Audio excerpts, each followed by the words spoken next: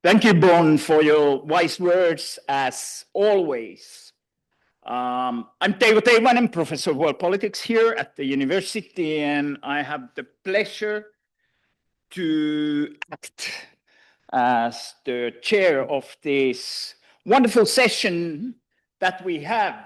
And more than anything, this is a session of keynote speech of our great friend, worldwide appreciated Walden Bello, whose scholarship, whose activism, and whose generosity in helping many generations of scholars to learn more about this world is very well known. And today we will know more about his recent thoughts around the concept he's been using already for a while, which is deglobalization.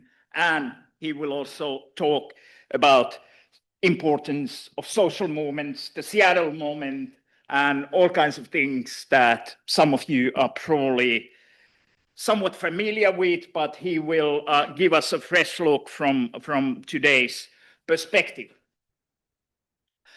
When I say Walden is greatly appreciated, I really mean it. I've met him in several continents, of course, including in his home country, the Philippines, when he wasn't yet cyber-libeled by the vice president's crowd or something like that, where he's been fighting politically for a long time. But we met in various either social movement related contexts or academic contexts. And everywhere I go, everybody says, Walden, what a great person.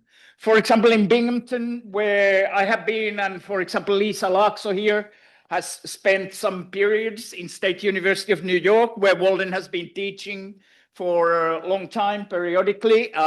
Everybody always says, what a great person Walden is. We've also shared some teaching in St. Mary's University in Canada. And when I talk to students there, they always tell me how much they have learned about Walden. And now, as Bon mentioned, University of Helsinki has also realized the valuable contributions of Walden Bello by bestowing him with honorary doctorate. I assume and hope you will come again for the big ceremony in a couple of months to Helsinki, so we will be able to enjoy you more also then. And I'm very grateful to the organizers. They have found such great pair of commentators here. You all know them also, I believe. Liisa Laakso, who's one of the most important senior members of development studies community here. She has been, among other things, dean in our Faculty of Social Sciences, the faculty that is giving you the honorary doctorate. Liisa was, as you know, also rector of Tampere University, has been spending time in many parts of the world in academic appointments in Uppsala, and now chairs the Committee of Human Rights of the Finnish Council of Finnish Academies. Is that the way you say it? And Erkki Tuomioja, who's, it's amazing how somebody who's so deeply involved in politics as member of parliament and minister, one of the, if not the longest serving foreign ministers of Finland, can have such a great output of books. And now it's become increasingly clear that Erkki is really a dedicated historian. Of course, he's a docent in our university, has been for a while in political history. And more recently, he's been chairing the organization he founded, Historians Without Borders. So I think, Walden, you have a luxury of having really high-level commentators also here. And I think we all look forward to hearing your initial words in your keynote address. And maybe before that, I suggest we give another big round of applause to Walden. Welcome to Finland.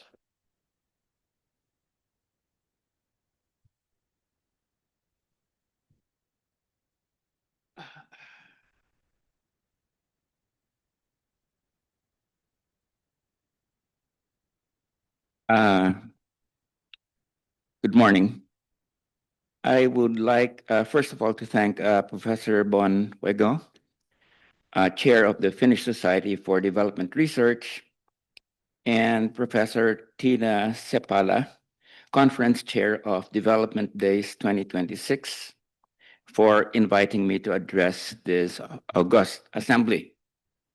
And thank you very much, Teivo, an old and good friend, for the very generous introduction, as well as I thank you too, Dr. Laakso, for being in the committee, and of course, our former Prime Minister, Erkki. I did say Foreign Minister. Maybe Prime Minister in the future.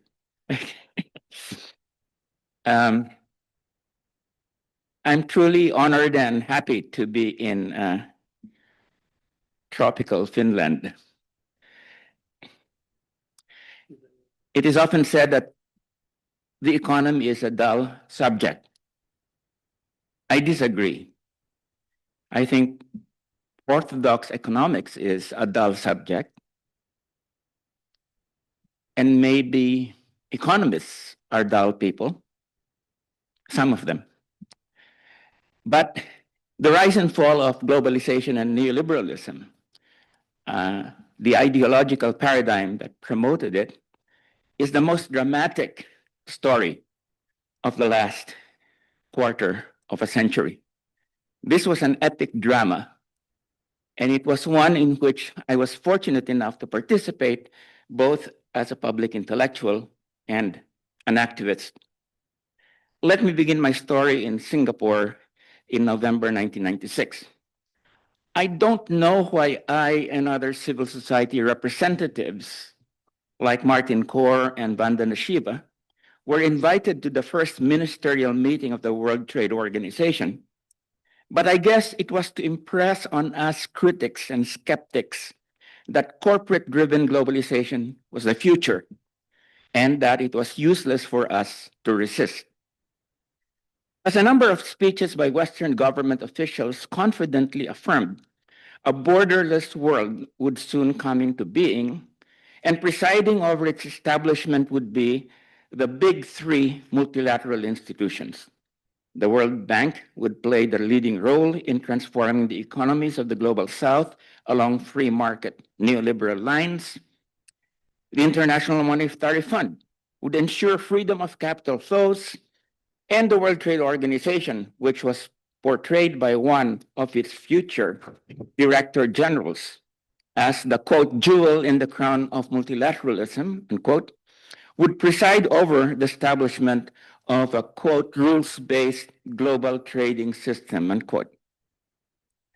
It is noteworthy that while global trade was the principal focus of liberalization in this vision of globalization, it was in the area of finance that what was expected to be a smooth market-led process would break down. In 1997, capital account liberalization that had been aggressively pushed by the International Monetary Fund triggered the Asian financial crisis and ended the 3-decade-long stretch of high-speed growth of the so-called miracle economies of the Pacific Rim. And in 2008, financialization, which became the cutting edge of transformation of the central capitalist economies, triggered the global financial crisis, the worst crisis of global capitalism since the Great Depression of the 1930s. Still, it was in the area of trade that the subjective factor crystallized. Without host intervention, globalization would not have reversed. I'm referring to the global mass movement against trade liberalization that exploded in the Battle of Seattle in late November and early December 1999. One can appreciate the significance of the Battle of Seattle if it is pointed out that in the decade prior to Seattle, there were a lot of studies, including UN reports, that questioned the claim that globalization and free market policies were leading to sustained growth and prosperity. Indeed, The data showed that globalization and pro-market policies were promoting more inequality and more poverty and consolidating economic stagnation, especially in the global south. However, these figures remained factoids, as they call it, rather than facts, in the eyes of academics, the press, and policymakers, who dutifully repeated the neoliberal mantra that economic liberalization promoted growth and prosperity. The orthodox view, repeated ad nauseum in the classroom, the media, and policy circles, was that the critics of globalization were modern-day incarnations of the Luddites, the people who smashed machines during the Industrial Revolution.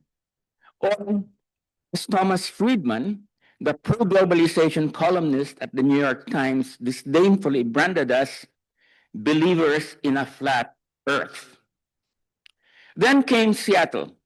After those tumultuous days, the press began to talk about, quote, the dark side of globalization, unquote, about the inequalities and poverty being created by globalization. After that, we had the spectacular defections from the camp of neoliberal globalization, such as those of financier George Soros, the Nobel laureate Joseph Stiglitz, and the star economist Jeffrey Sachs. True, neoliberalism continued to be the default discourse among many economists and technocrats. But even before the 2008 global financial collapse, it had already lost much of its credibility and legitimacy. What made the difference? Not so much research or debate, but action. It took the anti-globalization actions of masses of people in the streets of Seattle, which interacted in synergistic fashion with the resistance of developing country representatives in the Sheraton Convention Center, and a police riot to bring about the spectacular collapse of a World Trade Organization ministerial meeting, to translate factoids into facts, into truth. Seattle merits the term bestowed by the philosopher Hegel on the advent of Napoleon. That is a world historical event. Its enduring lesson is that truth is not just out there, existing objectively and eternally. Truth is completed, made real, and ratified by action. In Seattle, ordinary women and men made the truth true with collective action that smashed an intellectual paradigm that had served as the ideological warden of corporate-driven globalization. It is important to stress that the critique of globalization originally came from the left. And in this connection, one must point to the truly significant role played by outstanding Finnish thinkers like Heikki Patomäki and Teivainen in articulating this critique. The contribution of my institute, focused on the Global South, to this critical analysis was to pose the alternative of deglobalization. The Economist, the ideological font of free market economics, cited me in a disapproving context, of course, as having coined the term deglobalization. I plead guilty. Deglobalization was never meant as a neutral term. It was conceived in political struggle. If globalization was what we were opposing, then we had to counter it with the strongest idea possible, deglobalization. When we advanced it a quarter of a century ago, deglobalization was a vision, a strategy, not a description of empirical reality or process, as it is used now to describe current trends away from globalized production and global supply chains, a process that is also called reshoring. Though we foresaw this. Now, this did not mean that deglobalization was simply a slogan. It was a program, the main points of which were refocusing the economy back on production for the domestic market rather than for export markets, resubordinating the market to society, reasserting cooperation over competition, replacing the pursuit of narrow efficiency with the concept of social effectiveness, and allowing for a diversity of ways of organizing an economy, rather than fitting all economies into one mold, the neoliberal template. It was also an idea that sprang from a rich intellectual tradition associated with Hungarian thinker Karl Polanyi. In his classic book, The Great Transformation, that came out in 1944, Polanyi wrote that the unregulated market championed by neoliberals emerged from a process of what he called disembedding the market from the broader social system, so that market relations came to drive the whole system. But he also argued that this disembedding was the first phase of a double movement. When the disembedded market began to run out of control, creating tremendous social crisis, society asserted its supremacy over the market. The second phase occurred after the Great Depression of the 20th century in the shape of strong intervention to re-embed the market in society. Inspired by Polanyi's double movement, the deglobalization paradigm called for a second re-embedding of the market in society after the crisis unleashed by unfettered market under neoliberalism. Something fundamentally similar is necessary today with the current crisis of neoliberalism, I wrote, and I quote, "Unlike classical socialism, deglobalization does not call for the abolition of the market and its replacement by central planning. It does not call for, what it does call for is the re-embedding of market relations in society, meaning that social relations must reflect the subordination of market efficiency to the higher values of community, solidarity, and equality.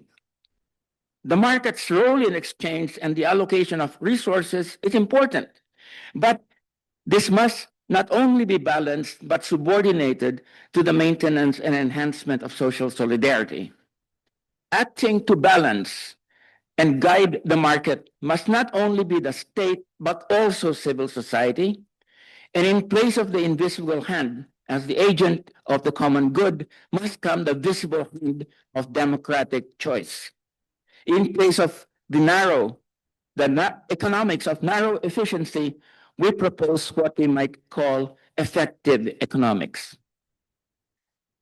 In a speech in honor of Nelson Mandela in Johannesburg on July 17, 2018, former US President Barack Obama noted that, and I quote, "Challenges to globalization first came from the left, but then came more forcefully from the right. As you started seeing populist movements that tapped the unease that was felt by many people who lived outside of the urban cores, fears that economic insecurity was slipping away, that their social status and privileges were eroding, that their cultural identities were being threatened by outsiders, somebody that did not look like them or sound like them or pray as they did." Obama was right. The far right ate the left's lunch. But he was obviously oblivious to what was his own role, of his own policies, what they played in this development. But we will come to that later. Now, Seattle was an exclusively left-wing affair, as were the protests against the Group of Eight that culminated in a massive 200,000-person rally in Genoa in July 2001. While the September 11 events in 2001 dented the momentum of the anti-globalization movement, the World Social Forum, which enjoyed the support of the Brazilian Workers' Party that came to power in 2002, provided North-South avenue for the elaboration of anti-globalization strategies. With the outbreak of the global financial crisis in 2008, the anti-globalization movement reemerged in force in the North in what came to be known as the Occupy movement, the key political products of which were the coming to power of Syriza in Greece and the rise of Podemos as a political force in Spain.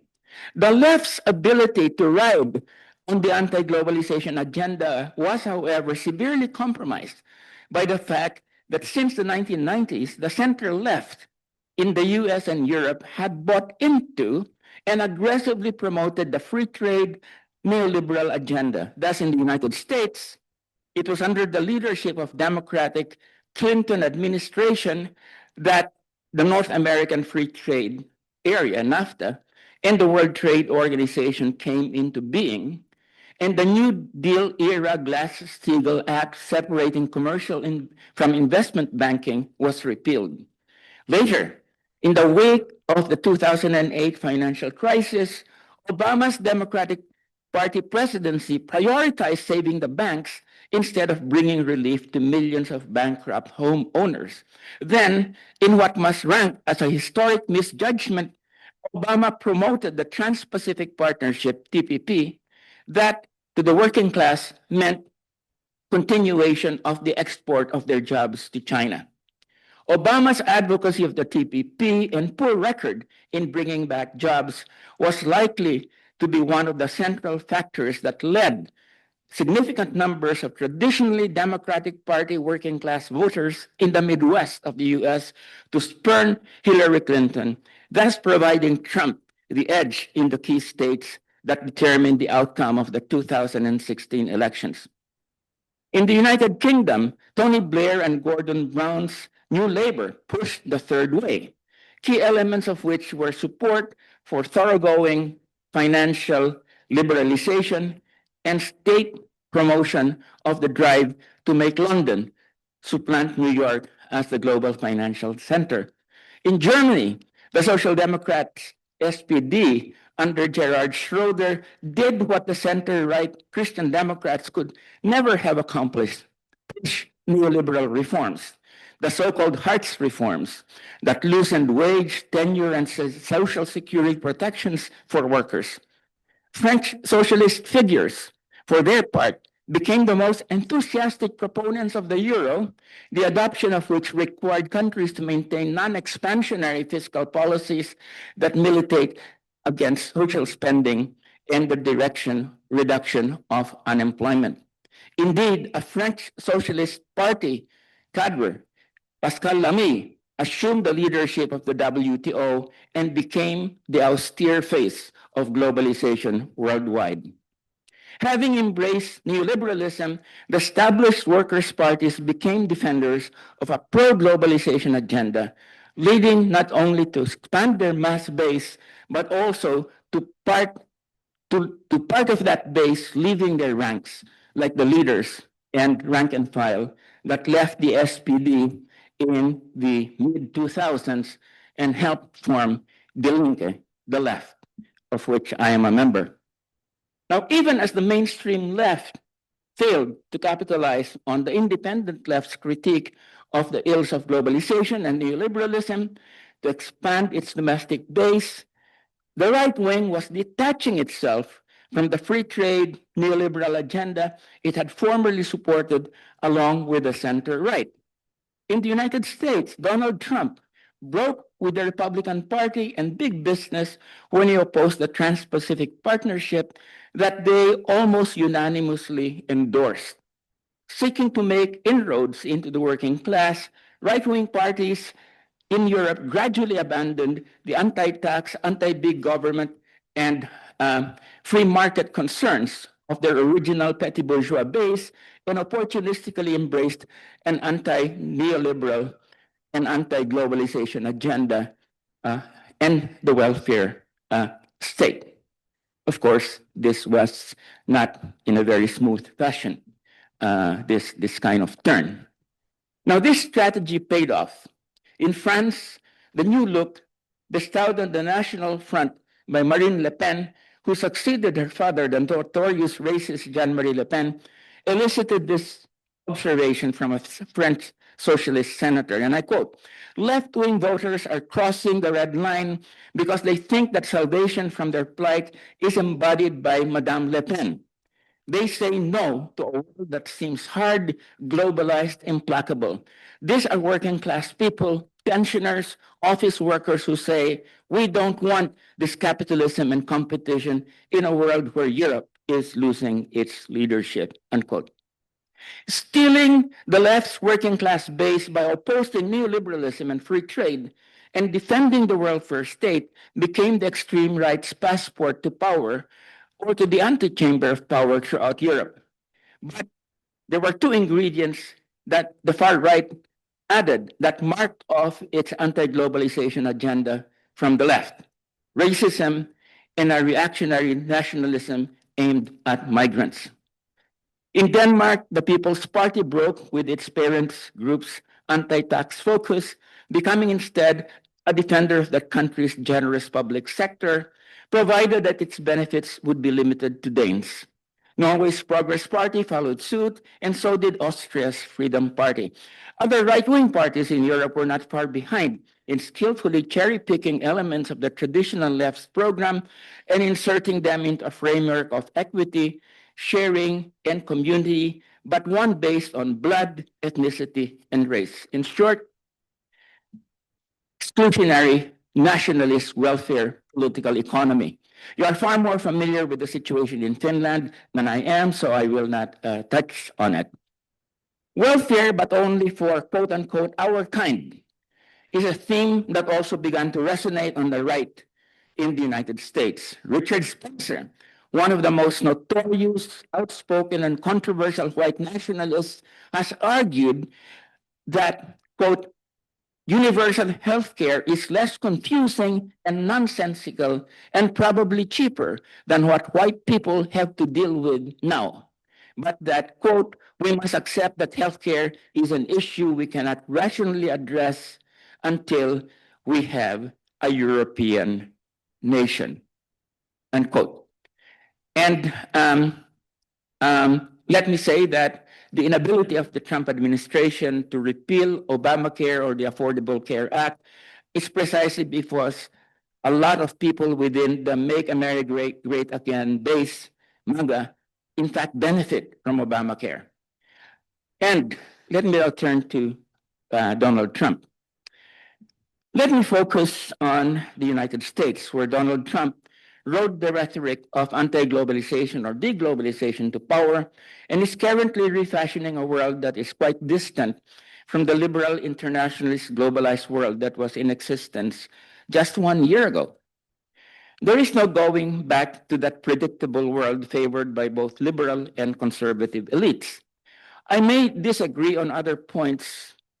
The Canadian Prime Minister Mark Carney made in his speech in Davos a few weeks ago, but I am fully in accordance with his assertion that, quote, we are in the midst of a rupture, not a transition. There are three major reasons why, all relating to US policy under Donald Trump. First, the politics of rage, not the economics of narrow efficiency in the service of corporate profitability, is now in command. In the United States, globalization created two antagonistic communities, one that benefited from it due to their superior education and incomes, the other that suffered from it owing to their lack of both economic and educational advantages. The latter is the vast sector of the population that Hillary Clinton called, quote, the deplorables, unquote, but is better known as the Make America Great Again folks, or MAGA base. That community will not easily forget either the sufferings brought about by deindustrialization, spearheaded by Apple, General Motors, and other well-known TNCs, or the slights they endured from Hillary Clinton, whom they regard as being in the pocket of Wall Street. A second reason for the strength of the deglobalization wave is that the multilateral order that served as the political canopy or system of governance for free trade and unobstructed capital flows is on the brink of collapse. The World Trade Organization, which was once described as a jewel in the crown of multilateralism, no longer functions as a system for governing world trade, partly owing to sabotage by the United States, when under Obama and later Trump and Biden, Washington could no longer rely on favorable rulings in trade disputes. The IMF has not recovered from its reputation of promoting austerity in developing countries and its push for unfettered capital flows that brought down the Asian tiger economies. The World Bank is also discredited for its complicity in imposing austerity measures, as well for its wrong-headed policy of export-oriented industrialization for global north markets that the bank prescribed as the route to prosperity for developing countries, one that is now especially fatal for those who followed it, given the ultra-protectionism sweeping the United States and Europe. Third, national security, both economic security and military security, has displaced corporate prosperity through trade and investment as the principal consideration in relations among countries. Both the Biden administration and the Trump administration have banned the transfer of advanced computer chips and other strategic IT products and processes to China, and many more such measures will follow. Reorganizing and regionalizing, if not nationalizing, access to and supply lines for key resources for advanced technologies like lithium, rare earth, copper, cobalt, and nickel is now an overriding concern. The aim being not only to monopolize these sensitive commodities, but to prevent competitors from getting hold of them. The convergence, the geoeconomics of deglobalization and geopolitics is articulated in the recently released National Security Strategy 2025, known popularly as the Donroe Doctrine. And let me just quote from it: strengthening critical supply chains in the Western Hemisphere will reduce dependencies and increase American economic resilience. The linkages created between America and our partners will benefit both sides while making it harder for non-hemispheric competitors to increase their influence in the region. And even as we prioritize commercial diplomacy, we will work to strengthen our security partners, from weapons sales to intelligence sharing to joint exercises. The Western Hemisphere is home to many strategic resources that America should partner with regional allies to develop, to make neighboring countries as well as our own more prosperous. The U.S. must be preeminent in the Western Hemisphere as a condition for our security and prosperity, a condition that allows us to assert ourselves confidently where and when we need to in the region. The terms of our alliances and the terms upon which we provide any kind of aid must be contingent on winding down adversarial outside influence, from control of military installations, ports, and key infrastructure to the purchase of strategic assets broadly defined. The last point, of course, refers to Greenland and the Panama Canal. Now, how transnational corporations are relating to the world being shaped by Donald Trump is shown by the moves of Apple. Probably the US corporation that benefited most from globalization, Apple has adjusted to the direction where the wind is blowing, and that is towards deglobalization, Trump style. It is now leading the so-called reshoring process. It has read the handwriting on the wall, and though this will negatively affect its bottom line and scramble its operations, to protect the remainder of its super profits, it is leading the reshoring of its supply chains with a planned $600 billion investment in manufacturing during the United States of its iPhone, iPad, MacBook, as well as in the fabrication of semiconductor chips. Boasting that Apple manufacturing plants will create 450,000 jobs in the US, Chief Executive Officer Tim Cook admitted to being a hostage to Trump's push to deglobalize the operations of American firms, saying, and I quote, "The president has said he wants more in the United States, and we want more in the United States," unquote. Where Apple goes, other follows. Among them, US chip makers Intel and NVIDIA, automotive leader Tesla, and pharmaceutical giant Johnson and Johnson. But American firms are not the only hostages to politics. Among the foreign firms that have bowed to Trump's ultra-protectionist push via unilateral tariff increases by regionalizing or nationalizing their supply lines are Hyundai Motors, Honda Motors, Samsung Electronics, Taiwanese chip maker TSMC, and pharmaceutical firm Sanofi. The issue then is not the inevitability of deglobalization, but what form deglobalization will take. Deglobalization marked by ultra-protectionism in trade relations, unilateralism and isolationism in economic and multilateral relations, and the creation of a domestic market geared principally towards the interests of the racial and ethnic majority is one way to deglobalize. That is indeed where Trump is leading the United States. But there is another way to deglobalize, the key elements of which I laid out in my book, Deglobalization, Ideas for a New World Economy 25 years ago.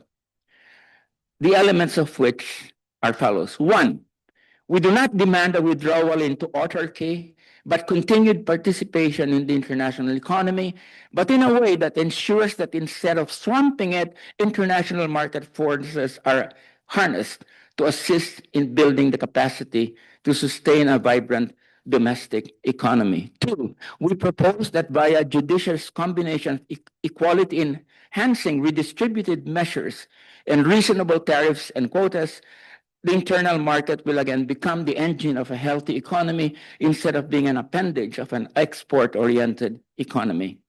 Third, we promote participation in a plurality of economic groupings, those that allow countries to maintain policy space for development instead of imprisoning them in a single body, the World Trade Organization, with a uniform set of rules, one that favors the interests of transnational corporations instead of the interests of their citizens. The BRICS is one such grouping, but it's not the only one. Fourth, we feel that progressive deglobalization does not contradict, but complements international cooperation in the positive sense of solidary efforts in pursuit of our common interests and values. Such an endeavor is more than ever a necessity, especially in light of the new climate emergency, but it must be truly equal and not imposed by a hegemon. Fifth, inspired by the work of Karl Polanyi, we advocate the re-embedding of the market in the community so that instead of driving the latter, as in global capitalism, the market is subject to the values and rhythms of the community. And finally, in contrast to the far right, we uphold the notion of community as one where membership is not determined by blood or ethnicity, but by a shared belief in democratic values. That is the alternative we offered a quarter of a century ago.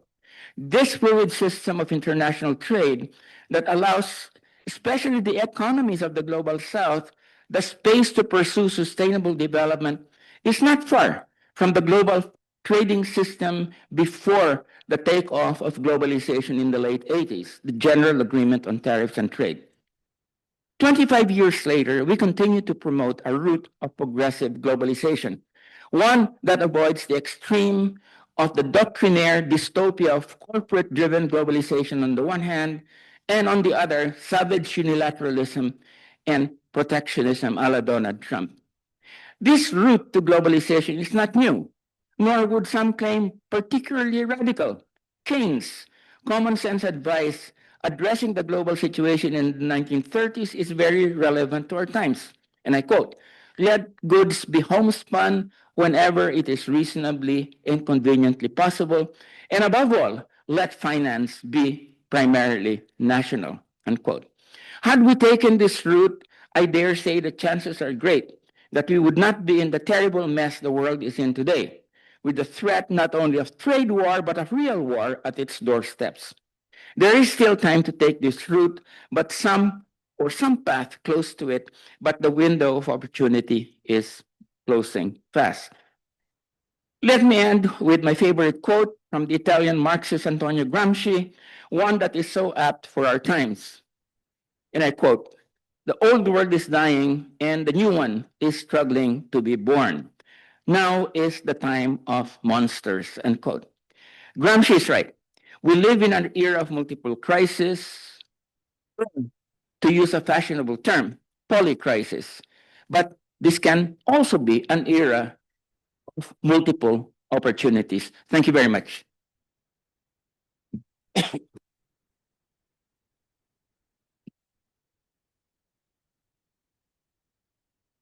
Thank you, Walden. And now we hear comments from Liisa Laakso. Please welcome Liisa Laakso. Thank you. Thank you. Really great.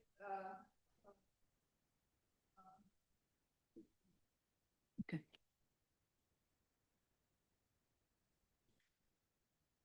Okay, now I hope you hear. So thank you. It's a great honor to give comments to Walden Bello's excellent paper, which I was happy to receive in advance. And I would like to start from your last point. Now is the time of monsters. And since monsters sounds a little bit supernatural, I would say that this is a time of gangsters, both among the leaders in the north and in the south. There are people who look like gangsters, they behave like gangsters, they speak like gangsters, they are feared like gangsters and flattered like gangsters. And this relates to one of the most disturbing phenomenon in the global economy, which is corruption. The World Economic Forum estimates the global cost of corruption is at least 2.6 trillion, or 5% of the global gross domestic product. According to the World Bank, business and individuals pay more than 1 trillion in bribes every year. Illegal financial flows, the revenue loss to Africa is about 90 billion US dollars per year, nearly matching the combined flows of aid as it used to be before the withdrawal of US aid, plus foreign direct investments. So we are speaking about huge amounts of money. Now, Walden spoke about neoliberalism in terms of trade liberalization, export-oriented growth policies, which was supervised by World Bank, IMF, World Trade Organization. These structural adjustment programs that really had dramatic consequences in the South. I started my own research on Zimbabwe and Zimbabwe's politics in 1990, 91. And I have to say that I was following almost in real time how the structural adjustment politics ruined the economy of the country. It was in Zimbabwe, it was said that it was homegrown structural adjustment program, but strongly supported by IMF and World Trade Organization. And Zimbabwe was a particular case because during the Ian Smith Rhodesian regime, it was targeted by sanctions. So the country developed quite a sophisticated manufacturing industry. And when suddenly in 1990 the markets were opened, it was a wave of corruptions, a wave of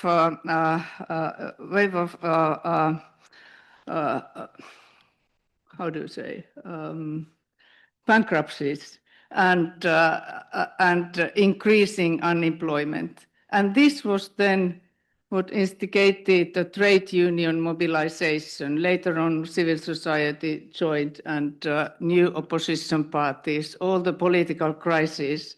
What people were demanding were jobs. But of course, there was this traumatic land issue, and then all the electoral violence followed. And throughout this time, corruption was increasing and increasing.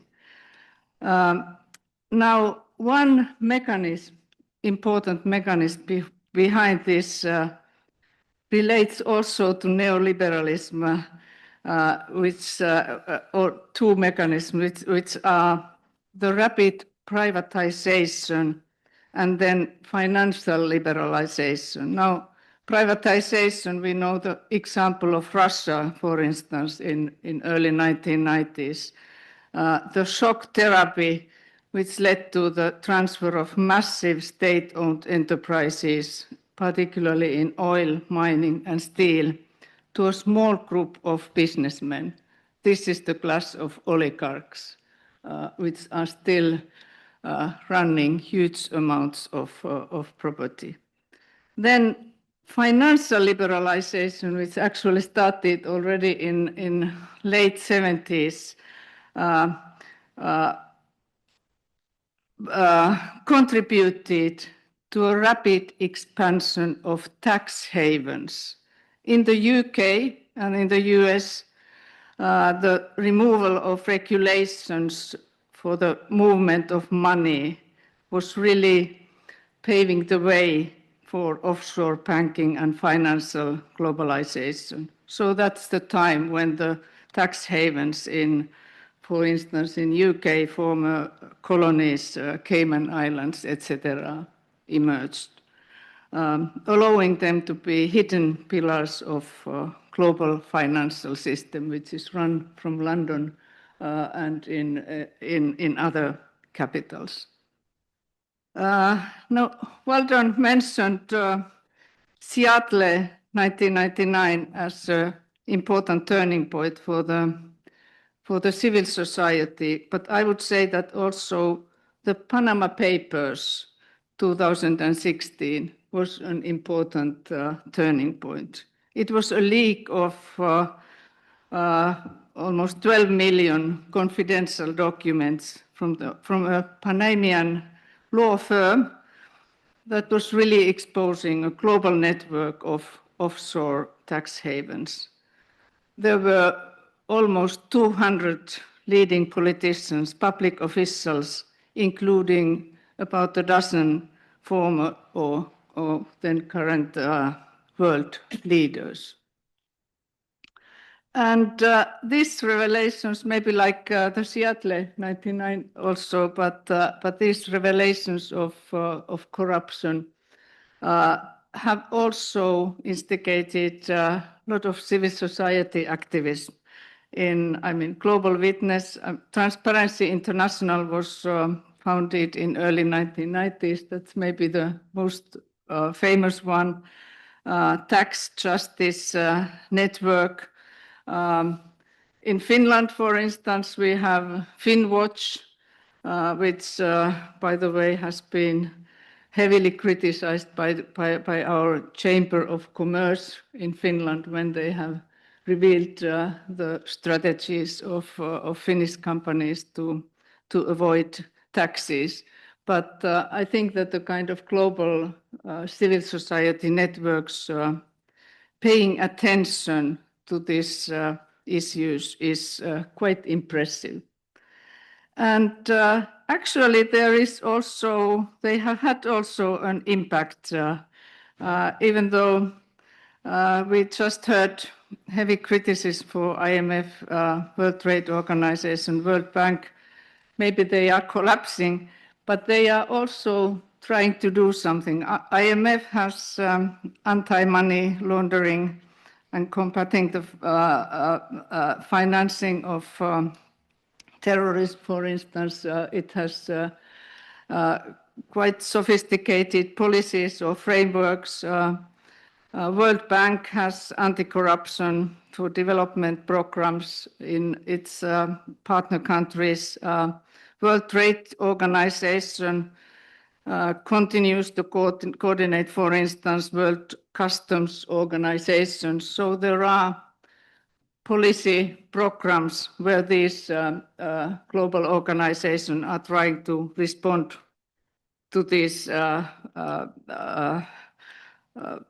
these criminal activities.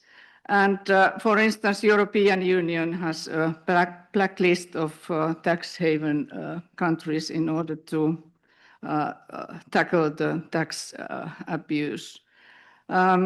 However, according to the Transparency International, for instance, it seems that the levels of corruption are not improving, or the situation is not improving. Even though there are, for instance, OECD has a convent on reporting standards, but the United States is not following that. Switzerland is following, and now it seems that the kind of tax haven hub from Switzerland is moving to Delaware. Then we have also, outside of the OECD countries, maybe the most important hub is Dubai, Emirates, Hong Kong, India. Cryptocurrency is part of these new problems. Gold smuggling in India, for instance. So we have quite a lot of information, and the civil society is doing a lot. I think that, what Walden emphasized, social justice, democracy, transparency. I think that one of the baselines is also rule of law, and it's very difficult to have rule-based world order if you don't have rule of law at the national level, and this is where we have to work. And it might be that those diverse regional groupings like BRICS can bring solutions. All BRICS countries, for instance, have substantial anti-corruption legislation, but the implementation is not very promising. We have huge problems of corruption in all these 5 BRICS founding member countries. BRICS has also started to has established a public online database to track anti-corruption activities in its member countries. So I would end my comment by saying that we will see how well BRICS is able to implement these ideas in its policies. Thank you. Thank you, Liisa. Just a very brief comment on your conceptual note on gangsters. Time of monsters, everybody quotes Gramsci. I'm not a big Gramsci scholar, but it seems that in Quaderni, in the 3rd prison notebook, he actually spoke of morbid symptoms, fenomeni morbosi. And this can be and has been translated as monsters, but I think it could as well be translated as gangsters, so which is to support Liisa's creative interpretation of Gramsci here.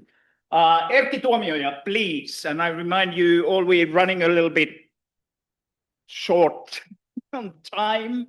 The whole event started a bit late, so we won't have that much time for comments and questions and Q&A, but I will be happy to take a couple of very, very, very short comments or questions from the audience after, please. Okay, thank you. I have given my presentation the title Deglobalization or Reglobalization, and this may sound rather provocative because we are witnessing today the breakdown of the rules-based world order as it was established and developed after World War II, enshrined in the UN Charter. And this world order, as designed by the victors of the World War II, was never perfect or equitable, starting from how it reserved special powers for the 5 permanent members of the UN Security Council, and it has not delivered freedom from wars, which initially were mostly caused by the reluctance of the colonial powers to give up their system of dominance. But the system has been bettered and developed with small steps. The Universal Declaration of Human Rights was signed in 1948, and the International Criminal Court started work in 2002 in The Hague, to mention two important steps. And we are at least today aware of what war crimes, crimes against humanity, and genocide are, even if we have failed in preventing them or bringing those responsible for them to justice.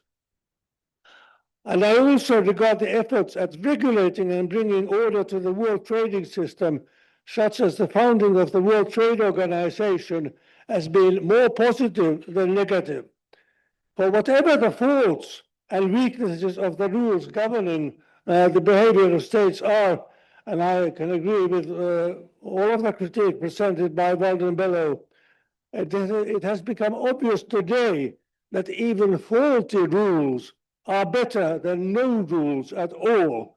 Now that we are seeing how countries are tearing up international treaties, imposing absurd tariffs, and resorting to trade restrictions and acting in defiance of international law.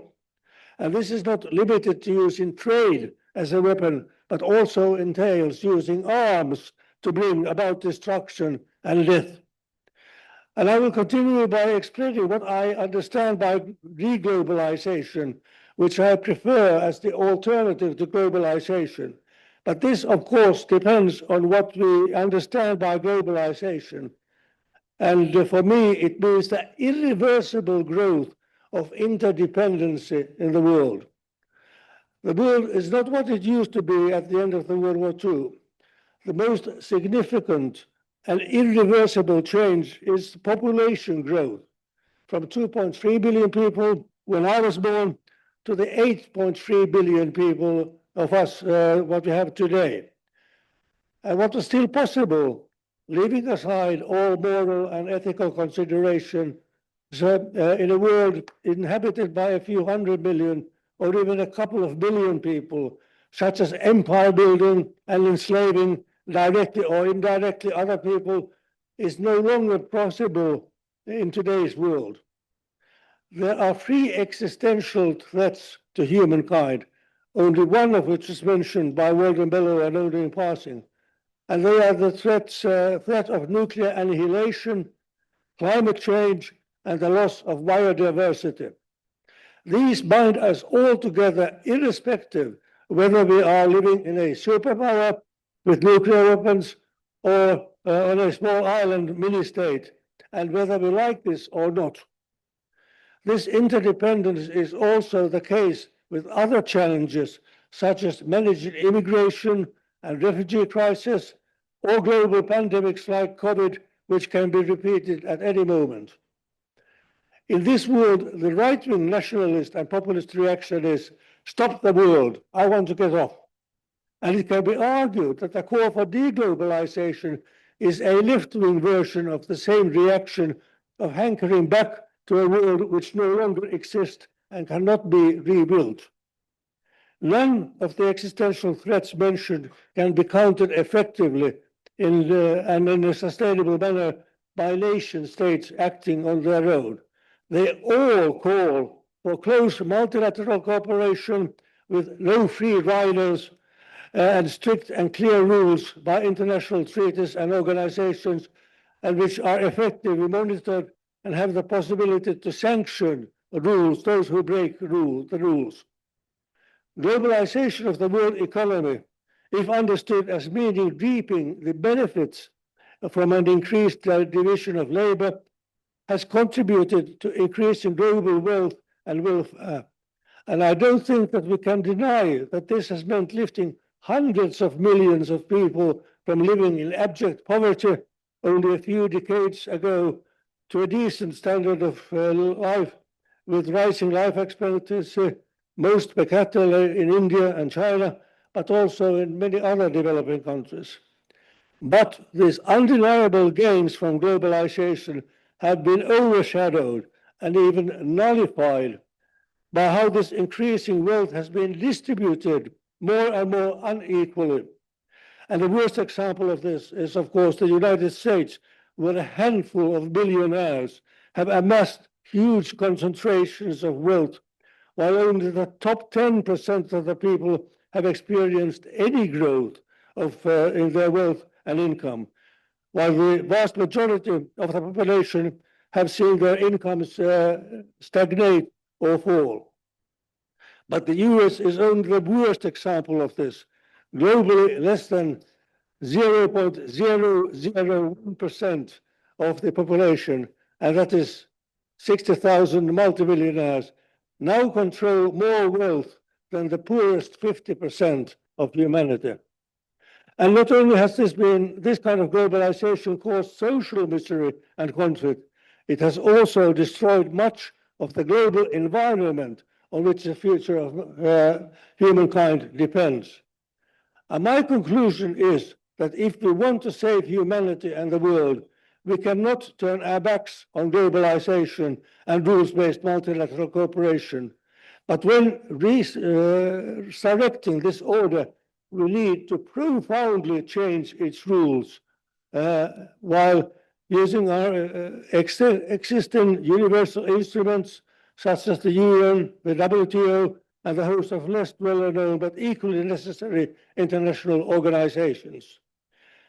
We need this to counter the existential threats of nuclear war, climate change, and loss of nature, but also to deal with and dismantle the indecent concentrations of wealth and power in the world today. And this entails, to begin with, giving a fair share of the voting rights and other privileges to the global south in all of these organizations, and ending the Western de facto monopoly which still prevails in many of these, making them work more transparently and eliminating the corrupt influence of transnational companies which distort their policies. No double standards are acceptable. All violations of international law and rules, all human rights violations and crimes against humanity have to be sanctioned in the same manner, regardless of where and by who they are committed. And this also entails recognizing the right of countries to regulate work, investment, and threats to their culture and environment with more leeway than the present rules grant, as long as they are implemented in a non-discriminatory manner and do not harm the environment. And finally, I want to say that while the kind of reglobalization I am advocating may sound like the antithesis for deglobalization, I believe that in fact we share the same aims and values, even if we differ on how we see that they can be realistically implemented. Thank you.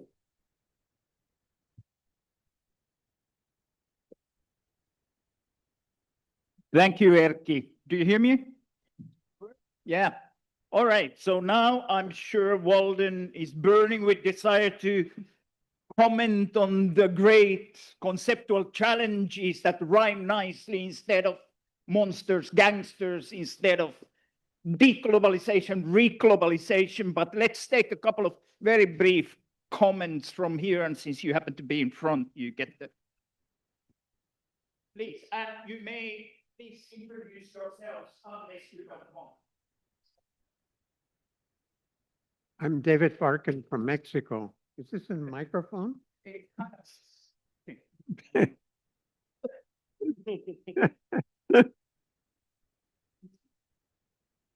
I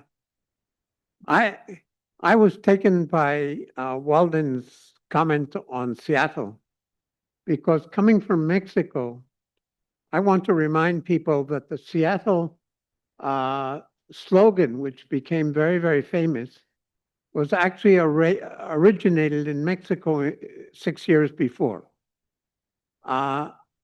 Many worlds are necessary to build a new world, is the Zapatista cry from when it's uprising against the free trade agreement of North America at that time. And I mentioned that in the context of what I heard in the panel this morning, because I think that perhaps being here in the very far north,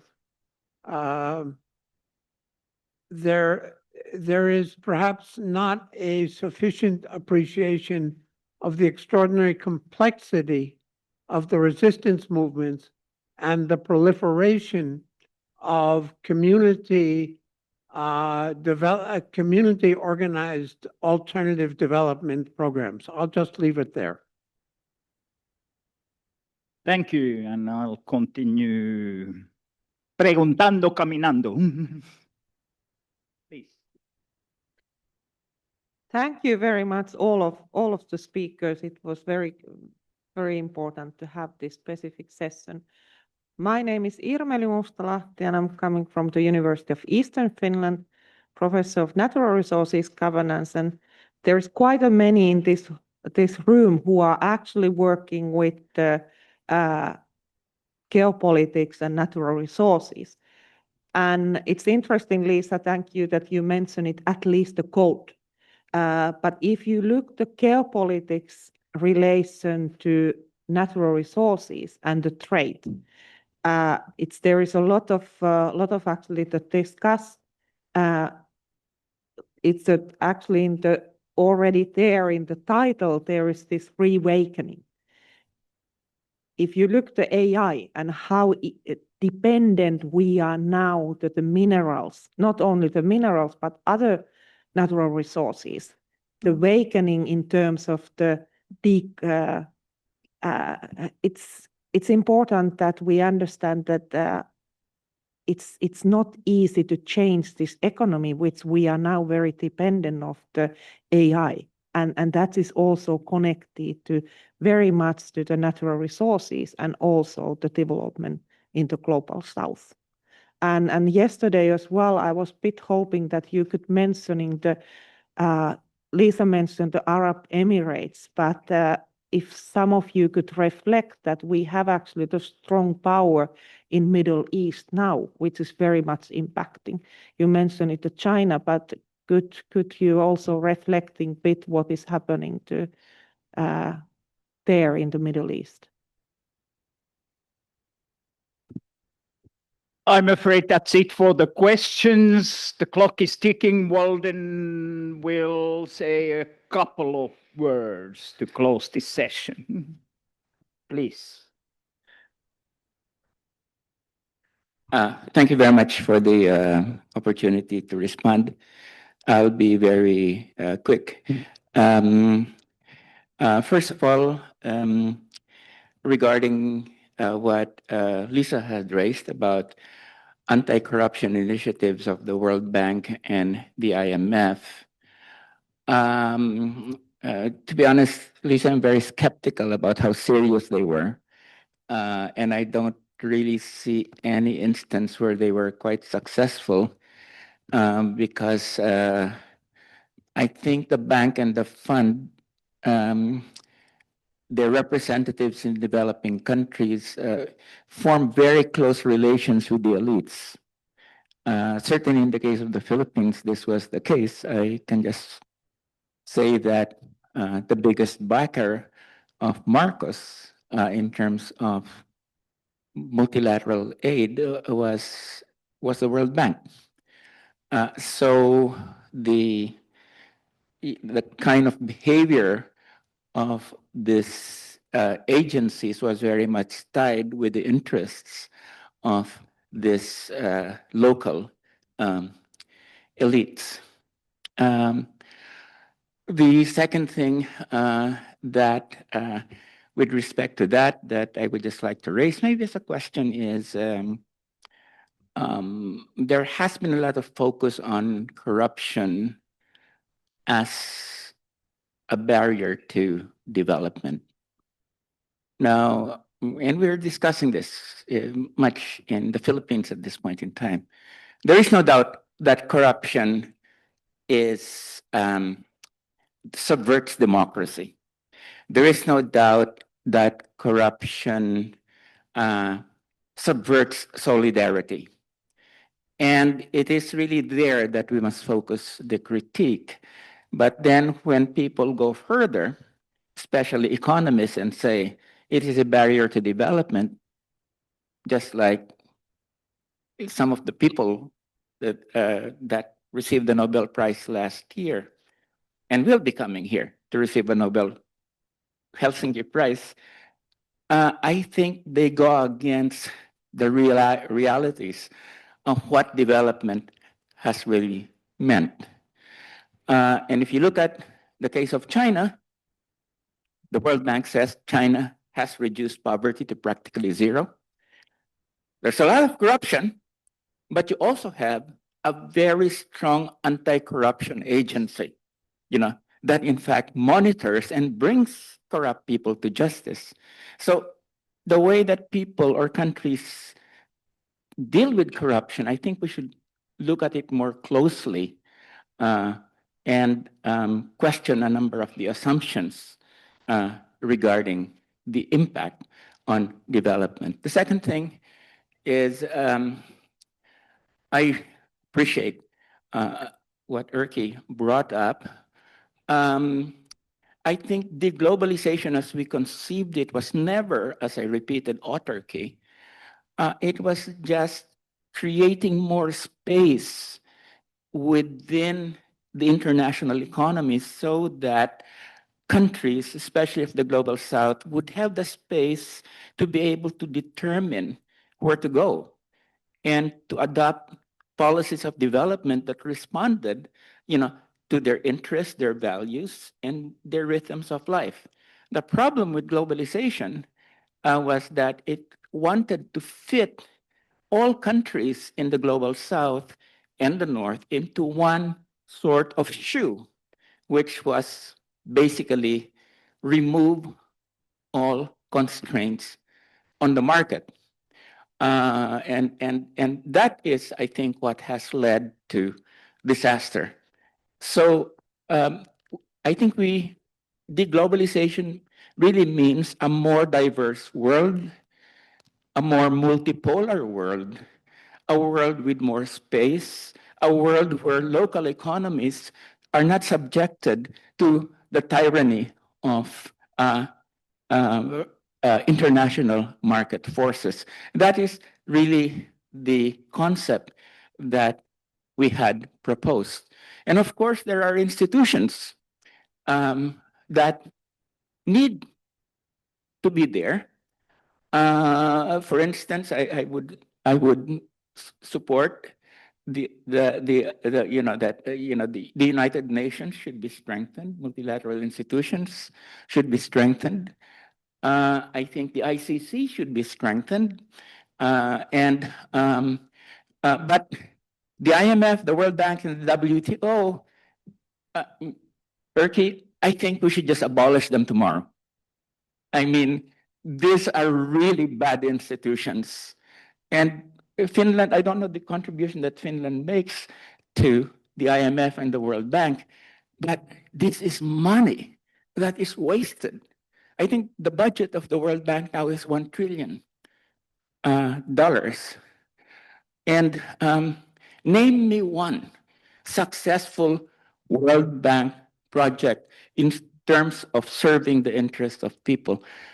And I cannot really, there was so much money wasted on structural adjustment and everything else.